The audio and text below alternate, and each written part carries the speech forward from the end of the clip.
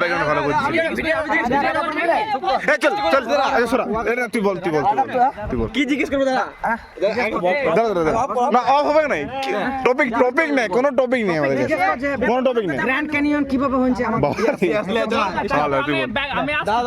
পিছনে যা না ভাই, পিছনে ব্যাকগ্রাউন্ডটা ভালো লাগে। তাহলে ঠিক আছে, তাহলে ঠিক আছে, আমি এদিক থেকে নিয়ে লিখি। হ্যাঁ ভাই তুই বল, কি বলবো তুই বল, কি বলবো তুই বলাই বলি দে। কি বলবো আরে কি বলবি?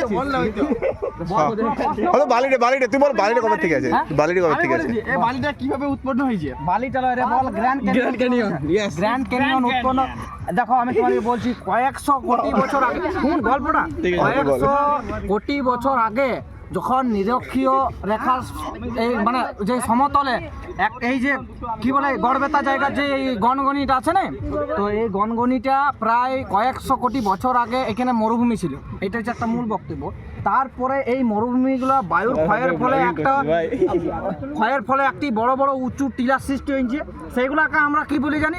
সেগুলোকে আমরা গ্র্যান্ড ক্যানিয়ন বলে জানি বা চিনিছি। আর এই নদীটা সৃষ্টি হওয়ার কারণ নদীটা ওইভাবে বলবি, নদীটা বলার জন্য আমরা অভির কাছ থেকে কিছু জেনে নেব। অভি বলে ফেলো। এই নদীটা হচ্ছে বালি থেকে সৃষ্ট। বালিটাকে দিয়ে ক্ষয় করে মালটাকে কি বলবো, একটু জল একটু এসেছে, মালটা জলটা ভিজে আচ্ছা ঠিক আছে, নদী সৃষ্টি হয়ে গেছে। এখন ঐতিহাসিক জিনিসগুলো দেখতে পাচ্ছ তোমরা কেমন ভাবে আছে। নৌকা আমার এবারে একা আমরা যাবো। কেমন সুন্দর ঐতিহাসিক মাছ ধরা। অভি আগে যাস না রে ভাই।